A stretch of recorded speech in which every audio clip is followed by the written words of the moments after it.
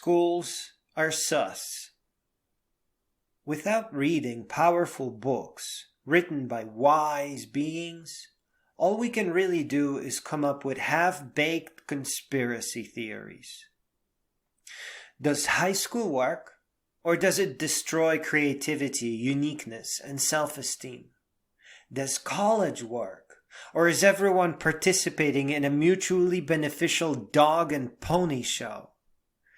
Are we supposed to just get a job or build a career? And what about startups and entrepreneurship and invention? These questions matter. If you are in high school and high school isn't working or working out, then what actually is going on is that you are falling behind on knowledge and wisdom. It is not that high school becomes easy or irrelevant when it's ineffective, but that all this knowledge that would give you more insight into the world is stolen from you. Without that empowering knowledge, a good grasp on the human condition, a good intuition for liars, manipulators, and cheaters, without being well grounded in reality, will be forced into desperation, into confusion, and all too easily swayed from the paths that we want to walk on. With a real education, you can operate an online business, or write software, or become an art fanatic and illustrator without any upfront investment. You gain so much support from what you can do that poverty ceases to be frightening, and you are allowed to develop further. In school, we face this notion of grades and GPA that always somehow belittles us in the end. And then we are led through a standardized education under the banner of balance. A musician has little interest in biology beyond what a pleasant book provides. In the world of grades, it can only distract and hurt and interrupt their self-education. It appears that grades exist primarily for getting more funding, and they are fake, vague, and likely artificially manipulated to show progress. Participating in nonsense can only beget more nonsense. It is exhausting to try to figure all this out. But think of a religious college that puts science second to their particular religion. Think of a diploma mill and all the colleges that ended up losing accreditation for questionable practices.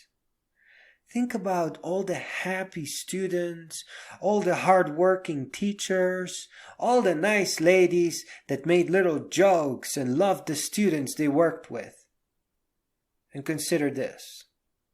The most complex of lies exist not just simply for gains, but also because it is highly unlikely or cost prohibitive to prove wrongdoing, and downright impossible to prove ill intent.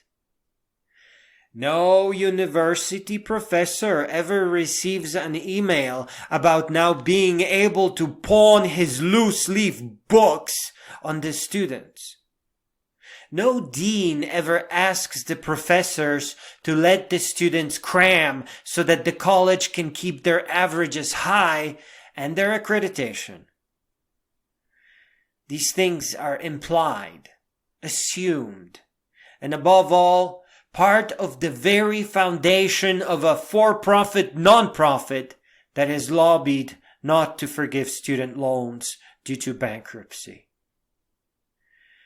There is only one way to answer all these concerns, and that is to listen and perhaps read 5 to 15 books on each of these issues.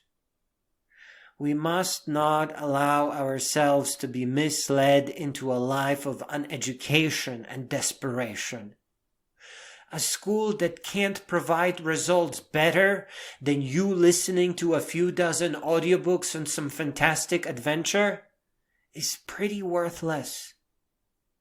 The first few years after school should be about us trying to build our own businesses, to see if there's perhaps something better than being overworked for the rest of our lives. Entrepreneurship is not something that we can memorize. Ideas behind our undertakings have to come from our hearts and souls. They need to move us. We need a real education for this. If school is not helping us to our independence, then we must switch to something better.